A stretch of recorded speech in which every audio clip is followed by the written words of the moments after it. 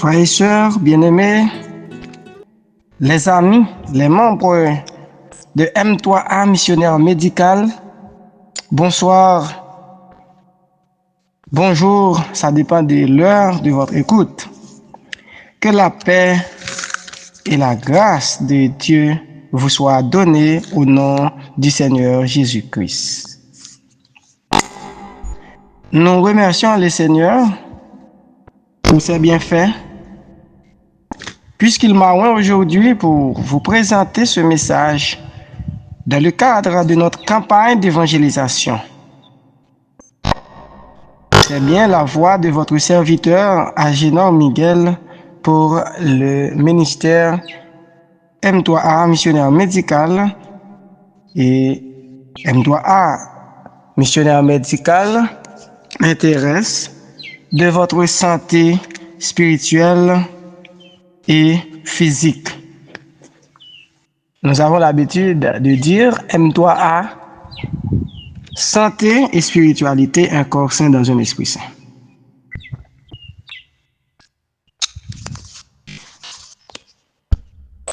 J'ai l'habitude de vous informer que Dieu vous donne M3A comme un cadeau très précieux, frères et sœurs bien-aimés. Alors, profitez les moments, car le monde va très mal, bien-aimés. Le monde va très mal.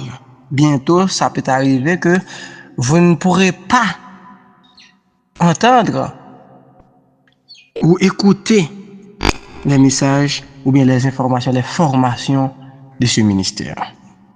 Avec le projet de la grande réinitialisation du monde, l'Internet peut...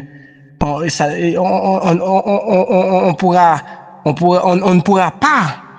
pourra pas utiliser l'Internet. Eh bien, profitez, mesdames et messieurs. Sur le plan spirituel et sanitaire, M3A travaille pour vous. M3A vous prie de prendre en main votre dessein. Nous lisons ensemble dans 1 Thessaloniciens 5, verset 23, comme dit la parole, comme Paul a dit, que le Dieu de paix vous sanctifie lui-même tout entier, et que tout votre être, l'esprit, l'âme et le corps soient conservés irrépréhensibles lors de l'avènement de notre Seigneur Jésus-Christ. Ah oui, donc, frères et sœurs, le message d'aujourd'hui a pour titre l'adoration dans le deuxième commandement. L'adoration dans le deuxième commandement. Prions le Seigneur. Que tu sois béni, ô Dieu, pour tes bienfaits. Nous réclamons, nous te demandons de nous donner ton esprit pour que c'est toi qui parles à ma place. Bénis l'auditoire et nos frères et sœurs de M3A, missionnaire médical. Exauce, assistez-nous, pardonne nos péchés. Au nom de Jésus. Amen. Frères et sœurs bien-aimés, nous trouvons le texte de base du deuxième commandement dans Exode chapitre 20, versets 4 à 6. Nous vous souhaitons, pour l'auditoire, bienvenue et une bonne participation à notre série de campagne d'évangélisation. Dans la Bible, Dieu met beaucoup d'emphase sur l'adoration, puisqu'il est lui-même le sujet de toute adoration. Maintenant, lisez avec moi. Alors, lisons ensemble Exode chapitre 20, versets 4 à 6. C'est notre texte de base. Tu ne te feras point d'image taillée, ni de représentation quelconque des choses qui sont en haut dans les cieux, qui sont en bas sur la terre et qui sont dans les eaux plus bas que la terre. Tu ne te prosterneras point devant elles et tu ne les serviras point, car moi, l'Éternel, ton Dieu, je suis un Dieu jaloux, qui punit l'iniquité des pères sur les enfants jusqu'à la 3e et la 4e génération de ceux qui me haïssent, et qui fait miséricorde jusqu'à 1000 générations à ceux qui m'aiment et qui gardent mes commandements. Voilà le commandement, bien-aimé, que Dieu a donné à son peuple. Oui, Dieu met beaucoup d'emphase sur l'adoration, puisqu'il est lui-même le sujet de toute adoration. Mais nous mettons l'accent sur image taillée.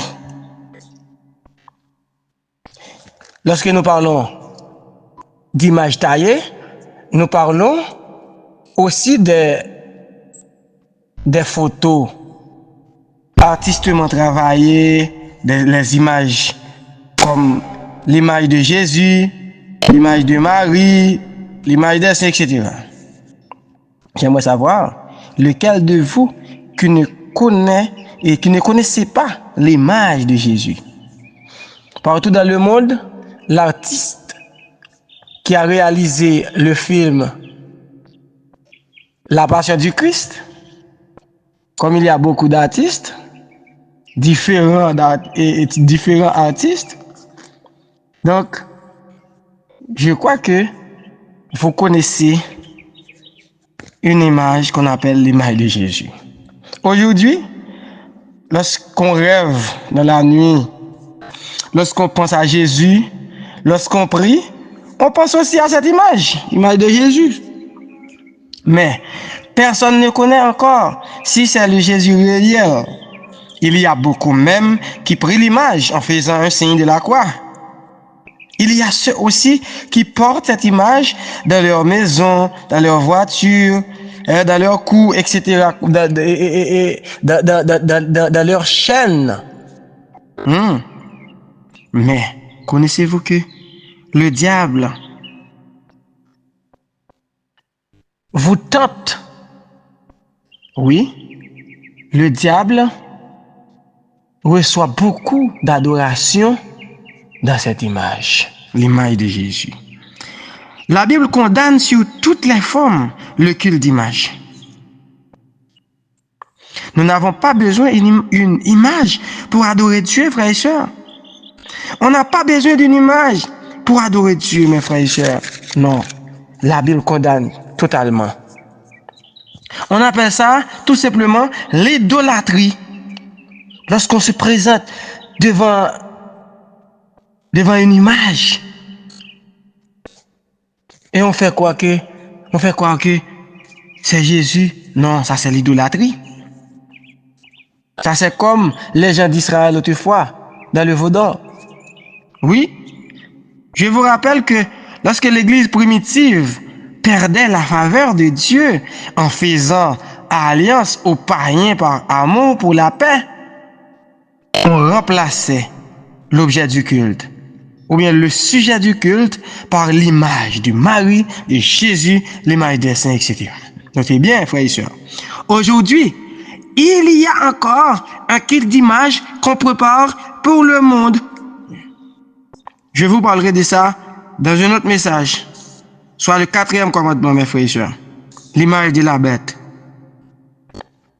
Maintenant, nous considérons l'image taillée. Nous allons vérifier le passé du peuple de Dieu. Nous allons lire ensemble Deutéronome 4, versets 1 à 6. Versets 1 à 6. Deutéronome 4, 1 à 6. Je lis pour vous. Maintenant, Israël, écoute les lois et les ordonnances que je vous enseigne. Mettez-les en pratique afin que vous viviez et que vous entriez en possession du pays que vous donne l'Éternel, le Dieu de vos pères. Ça, c'est la voix de Moïse. Vous n'ajouterez rien à ce que je vous prescris, et vous n'en retrancherez point rien, mais vous observerez les commandements de l'Éternel, votre Dieu, tels que je vous les prescris. Vos yeux ont vu ce que l'Éternel a fait à l'occasion de Baal-Péor. L'Éternel, ton Dieu, a détruit du milieu de toi tous ceux qui étaient allés après Baal-Péor. Et vous, qui vous êtes attachés à l'Éternel, votre Dieu, vous êtes aujourd'hui tous vivants. Voici, je vous ai enseigné des lois et des ordonnances comme l'Éternel, mon Dieu, me l'a commandé, afin que vous les mettiez en pratique dans le pays dont vous allez prendre possession. Verset 6. Vous les observerez et vous les mettrez en pratique, car ce sera là votre sagesse et votre intelligence aux yeux des peuples qui entendront parler de toutes ces lois et qui diront: cette grande nation est un peuple absolument sage et intelligent. Frères et sœurs, de même que le verset 6 nous parle de la sagesse, eh bien, c'est bien ce que dit la Bible, la crainte de l'Éternel. Lorsque vous observez les commandements de l'Éternel, la parole de Dieu nous enseigne la crainte de l'Éternel. Lorsque vous avez la crainte pour l'Éternel, c'est le commencement de la sagesse. C'est pourquoi la Bible parle de la sagesse et de l'intelligence à ceux qui gardent les commandements de Dieu. Et maintenant, nous allons continuer la lecture dans ce même chapitre, versets 26 à 28. Je lis. J'en prends aujourd'hui, verset 26, j'en prends aujourd'hui à témoin contre vous le ciel et la terre. Vous disparaîtrez par une mort rapide du pays dont vous allez prendre possession au-delà du Jourdain. Vous n'y prolongerez pas vos jours, car vous serez entièrement détruits. L'Éternel vous dispersera parmi les peuples, et vous ne resterez rien petit nombre au milieu des nations où l'Éternel vous amènera.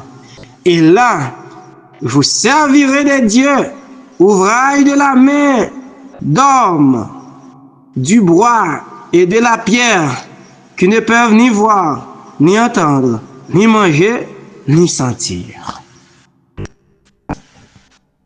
Nous voyons que Moïse parle avec le peuple de Dieu afin de ne pas oublier leur Dieu et de ne pas adorer un autre Dieu. C'est le cas du premier commandement aussi, qui dit: tu n'auras pas d'autre Dieu devant ma face. Que vous avez vu. Nous avons vu ensemble. Deutéronome 4, verset 10 à 24. Deutéronome 4, verset 10 à 24. Nous allons mettre l'emphase sur les versets, surtout le verset 12. Je lis pour vous. Ce même chapitre, verset 4 à 24. Et vous, qui vous êtes attachés à l'Éternel, votre Dieu, vous êtes aujourd'hui tous vivants. Voici, je vous ai enseigné des lois et des ordonnances comme l'Éternel, mon Dieu, me l'a commandé, afin que vous les mettiez en pratique dans le pays dont vous allez prendre possession. Vous les observerez et vous les mettrez en pratique, car ce sera là votre sagesse et votre intelligence aux yeux des peuples, qui entendront parler de toutes ces lois et qui diront: cette grande nation est un peuple absolument sage et intelligent.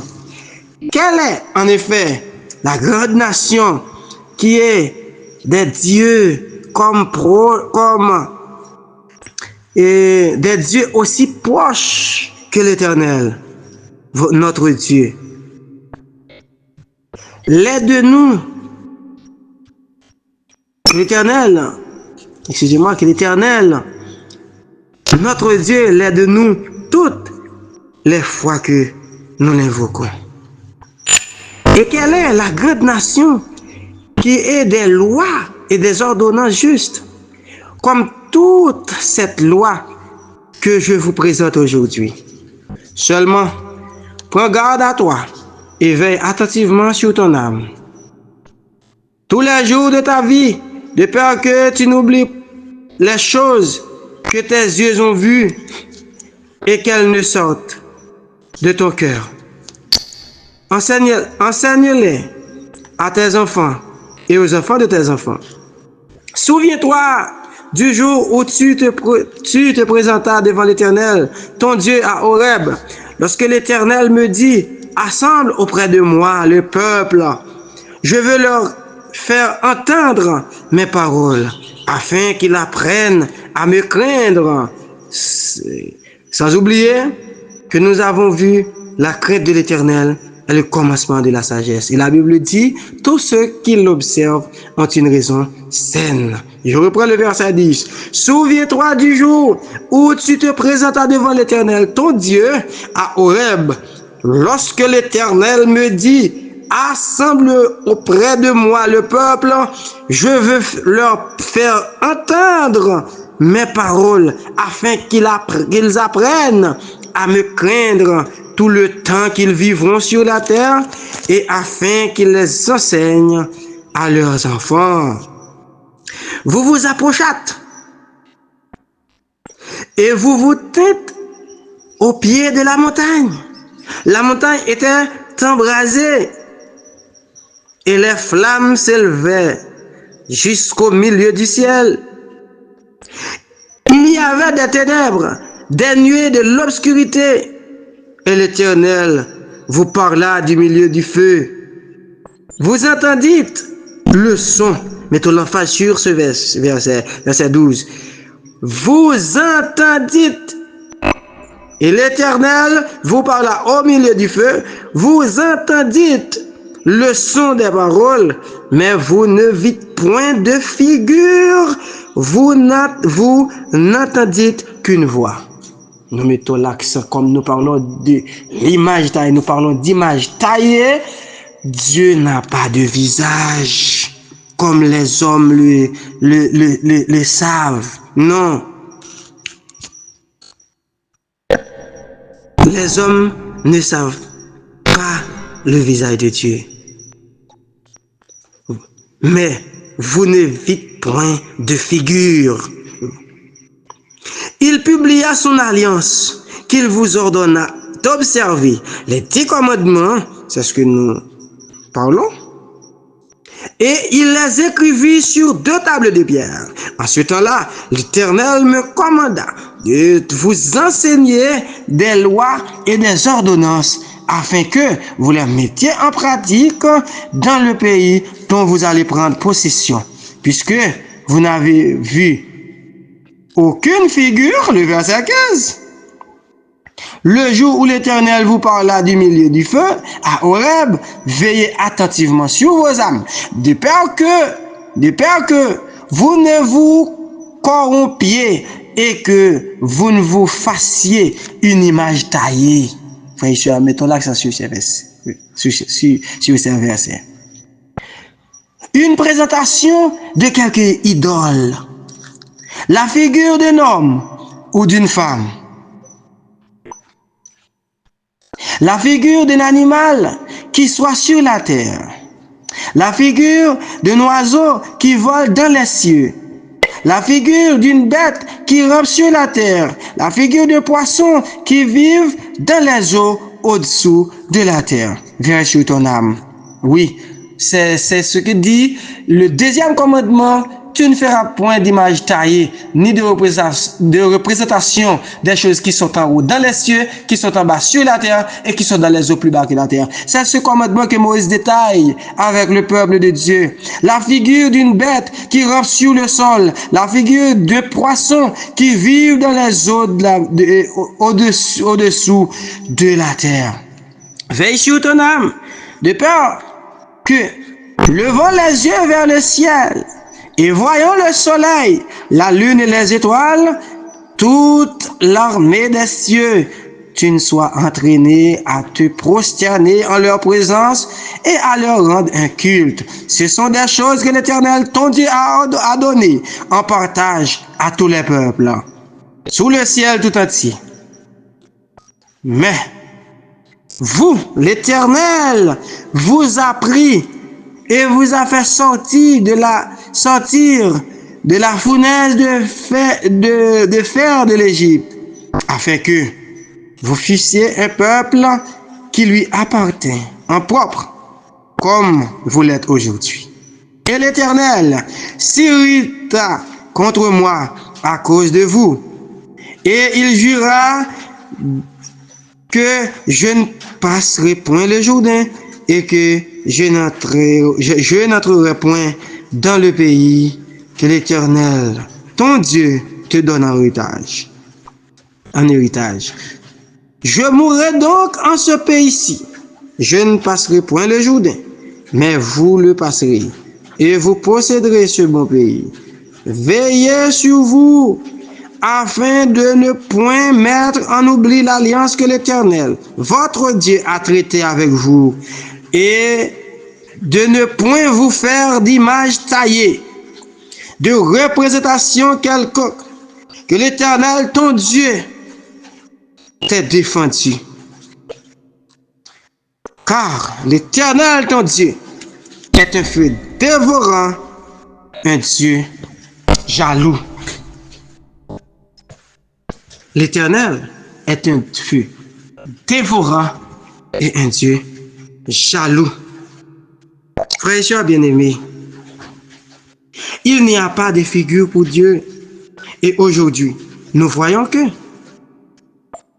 ce n'est pas seulement l'image de Dieu qu'on adore, mais aussi beaucoup d'autres images taillées de la pierre, du bois et de les murs,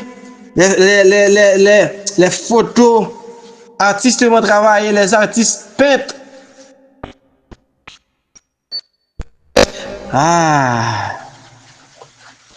On adore beaucoup d'images taillées aujourd'hui. Les idoles. Dans les murs, même sur les tableaux artistiquement travaillés. On a des idoles à adorer aujourd'hui. Voyons ce que Dieu déclare dans la parole, dans sa parole, dans la parole que nous avons en main aujourd'hui de la Bible. Psaume 115, verset 2 à 8. Et le verset 11. Nous allons lire ces mots. Verset 2 à 8. Pourquoi les nations diraient-elles, où donc est leur Dieu? Notre Dieu est au ciel. Il fait tout ce qu'il veut. Leurs idoles sont de l'argent et de l'or. Elles sont l'ouvrage de la main des hommes. Elles ont une bouche et ne parlent point. Ok? Le verset 5. Mettons l'emphase. Elles ont une bouche et ne parlent point, les idoles. Elles ont des yeux et ne voient point. Elles ont des oreilles et n'entendent point. Elles ont un nez et ne sentent point. Elles ont des mains et ne touchent point. Des pieds et ne mangent point. Elles ne produisent aucun son dans leur gosier. Verset 8. Il assemble ceux qui les fabriquent, tous ceux qui se confient en elles. Ah oui, le verset 11. Vous qui craignez l'Éternel, confiez-vous en l'Éternel, il est leur secours et leur bouclier. Frères et sœurs bien-aimés, le peuple de Dieu dans le monde, vous qui craignez l'Éternel, confiez-vous en l'Éternel. Aujourd'hui, Dieu appelle dans Ésaïe 56 tous les peuples à observer ses commandements. Oui, Il parle des gens d'Israël à l'époque. Mais aujourd'hui, Dieu a dit les étrangers qui s'attacheront à l'Éternel pour le servir, pour aimer le nom de l'Éternel, garderont ses commandements. Pas seulement un commandement, mais ses commandements. Oui, bien-aimés, confiez-vous en l'Éternel. Tous les peuples, à la vraie adoration. C'est pourquoi il dit, vous qui craignez l'Éternel, confiez-vous en l'Éternel. Oh, frères et sœurs, chers amis, Dieu est jaloux. Il est digne de gloire et d'adoration. C'est pourquoi, si vous écoutez aujourd'hui sa voix, n'endurcissez c'est pas votre cœur comme à la journée de Massa dans le désert que la Bible nous dit, où vos pères me tentèrent, m'éprouvèrent, quoiqu'ils vissent mes œuvres. Pendant 40 ans, juste cette race en dégoût. Et je dis, dans cette peuple, dont le cœur est égaré, ils ne connaissent pas mes voix. Aussi, je j'irai dans ma colère, ils n'entreront pas dans mon repos. Vous qui m'écoutez aujourd'hui, si vous entendez la voix de Dieu aujourd'hui qui vous parle d'observer les commandements de Dieu, de ne pas adorer une image taillée, mais adorer Dieu, le Dieu du ciel, n'endurcissez pas votre cœur aujourd'hui, bien-aimés. Retournons sur nos anciens sentiers, sur l'ancien sentier, sur d'anciennes ruines. Dieu n'appelle pas seulement Israël, frères et sœurs, mais vous qui le craignez. Il vous appelle à une adoration sincère, bien-aimés, dans la crainte de la parole, dans la crainte de sa parole, ses lois, ses ordonnances, ses préceptes, ses commandements. Alors, mes bien-aimés, frères et sœurs, les amis de M3A, missionnaire médical, permettez-moi de vous raconter quelque chose, une petite histoire. Dans le parcours que l'Éternel, le Dieu très haut, a fait à son peuple durant son histoire, dans 1 Samuel chapitre 5, versets 1 à 5. 1 Samuel 5, versets 1 à 5.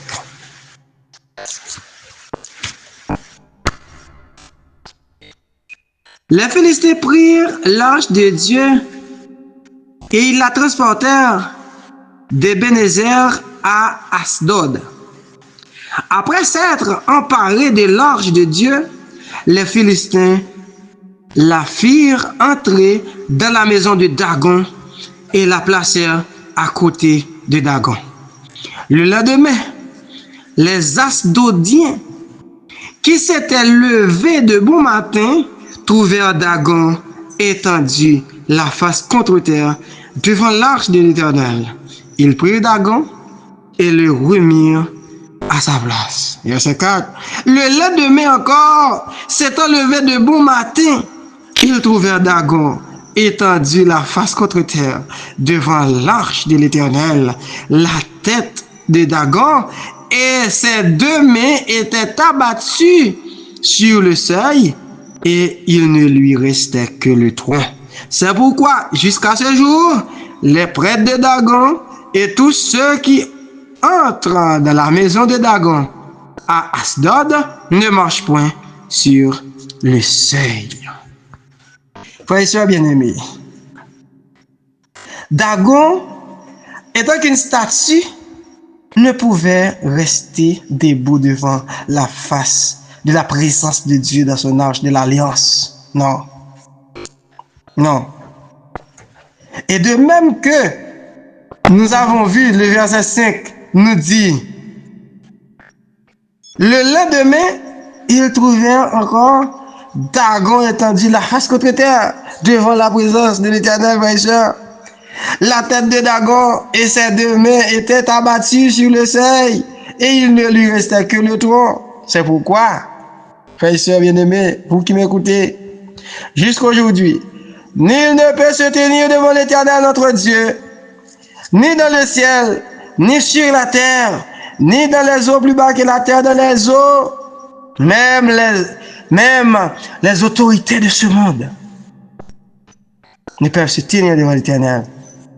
Non, au contraire, l'Éternel arrachera la tête et la queue, dit le prophète Ésaïe en un seul jour. Bien que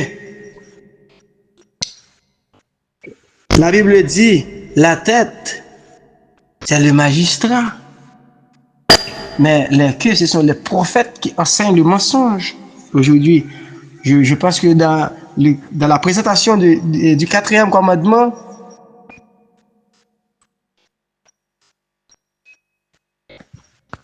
ok, ne précipitons pas.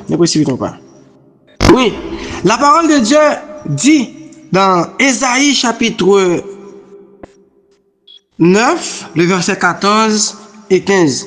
Je lis pour vous. Nous lisons depuis le verset 13. Aussi, l'Éternel arrachera d'Israël la tête et la queue, la branche de palmier et le roseau en un seul jour.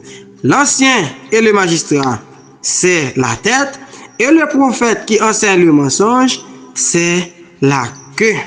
Le verset 15 nous dit une chose très précieuse.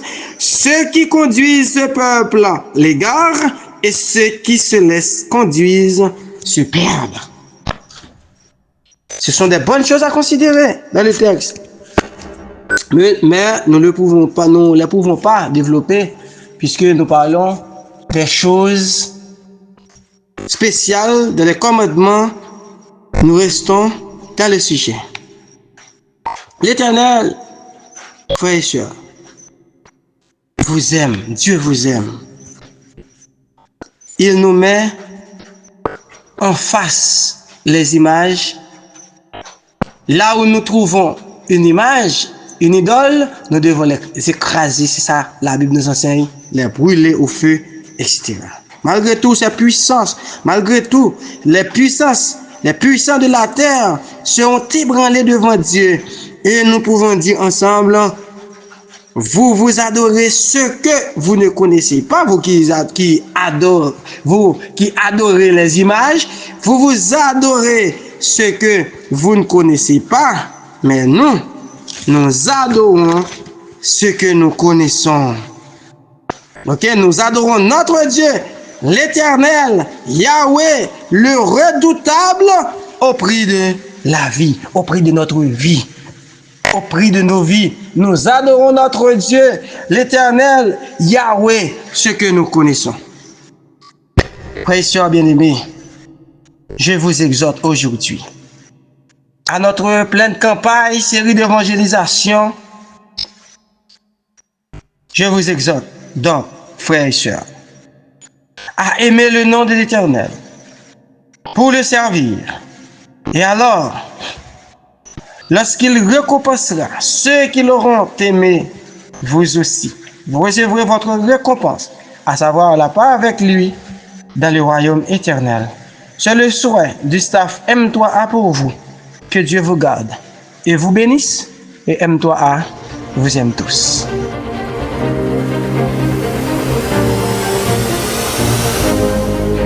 Alors Dieu prononça toutes ces paroles en disant: Je suis l'Éternel ton Dieu, qui t'a fait sortir du pays d'Égypte, de la maison de la servitude.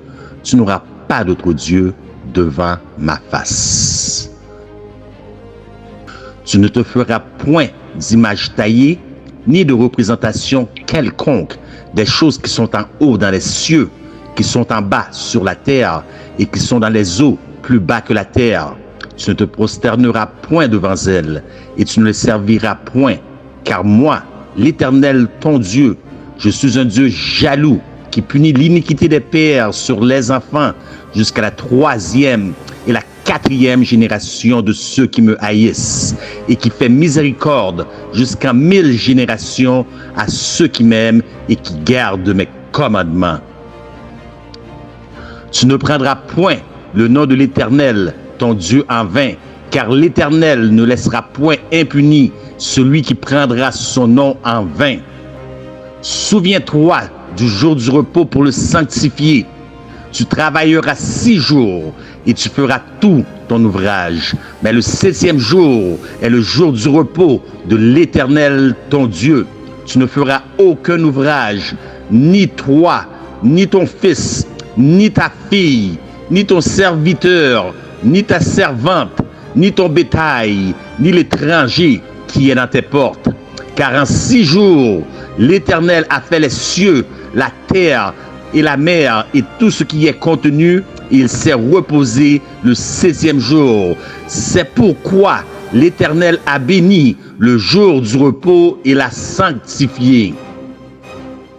To support this exciting renewal this morning, I'm pleased to announce that on May 17th, 2026, that we're inviting Americans from all across the country to come together on our national mall to pray, to give thanks, and we are going to do something that everyone said, like, that's tough. We're going to rededicate America as one nation under God. You know, a lot of people...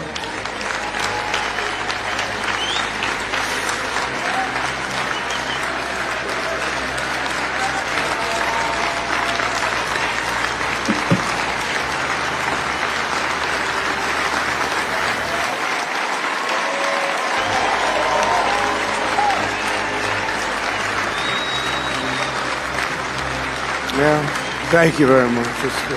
That's what I mean by the Spirit. It's so incredible to see it. I see it so much. I've never seen anything like it. We are honored to come before your presence today, lifting up the arms of our president. We pray for your continued blessing and favor to rest upon him. We pray for wisdom from heaven to flood his heart, his mind, and Lord, you will guide him in these challenging times that we're facing today. I pray for your grace and your protection over him. Yes. I pray for your grace and protection over our troops and all of our men and women serving in our armed forces. And Father, we just pray you'll continue to give our president the strength that he needs to lead our great nation as we come back to one nation under God, indivisible, with liberty and justice for all. We pray your heavenly blessing upon him. In Jesus' name. Puis je vis monter de la terre une autre bête qui avait 2 cornes semblables à celles d'un agneau et qui parlait comme un dragon. Et elle séduisait les habitants de la terre par les prodiges qui lui étaient donnés d'opérer en présence de la bête, disant aux habitants de la terre de faire une image à la bête qui avait la blessure de l'épée et qui vivait. Et il lui fut donné d'animer l'image de la bête, afin que l'image de la bête parlât et qu'elle fit que tous ceux qui n'adoreraient pas l'image de la bête fussent tués. Et elle fit que tous, petits et grands, riches et pauvres, libres et esclaves, reçussent une marque sur leur main droite ou sur leur front, et que personne ne put acheter ni vendre sans avoir la marque, le nom de la bête ou le nombre de son nom. Honore ton père et ta mère, afin que tes jours se prolongent dans le pays que l'Éternel, ton Dieu, te donne. L'isolement des personnes aînées au Québec, des facteurs et des statistiques en hausse. La population du Québec vieillit et sera bientôt l'une des plus âgées du monde occidental. En 2030, les personnes de plus de 65 ans compteront pour 2,3 millions des habitants de la province, soit 25% de la population. Parmi elles, plus de 30% seront à risque de souffrir d'isolement. La maltraitance des aînés est une cause importante de morbidité et de mortalité chez les adultes plus âgés. Si les médecins de famille sont bien placés pour détecter des mauvais traitements infligés aux aînés, leurs taux réels de signalement de cas de maltraitance sont plus faibles que dans d'autres professions. Cette situation pourrait s'améliorer s'ils comprenaient mieux les genres d'agissement qui constituent de la maltraitance des aînés, ainsi que les signes et les symptômes observés au bureau qui pourraient pointer vers des cas de mauvais traitement. La détection de tels cas pourrait être facilitée par le recours à un outil validé comme l'Elder Abuse Suspicion Index. Tu ne tueras point tu ne commettras point d'adultère, tu ne déroberas point, tu ne porteras point de faux témoignages contre ton prochain. La médisance meurt lorsqu'elle atteint une oreille sanctifiée. Tu ne convoiteras point la maison de ton prochain. Tu ne convoiteras point la femme de ton prochain, ni son serviteur, ni sa servante, ni son bœuf, ni son âne, ni aucune chose qui appartienne à ton prochain. Les 10 commandements, bien-aimés, sont-ils encore d'actualité aujourd'hui? Découvrons-le ensemble avec nos bien-aimés serviteurs du 3 au 13 avril 2026. Écoutons la fin du discours. Crains Dieu et observe ses commandements. C'est là ce que doit faire tout homme. Car Dieu amènera toute œuvre en jugement au sujet de tout ce qui est caché, soit bien, soit mal. C'est ici la persévérance des saints qui gardent les commandements de Dieu et la foi de Jésus.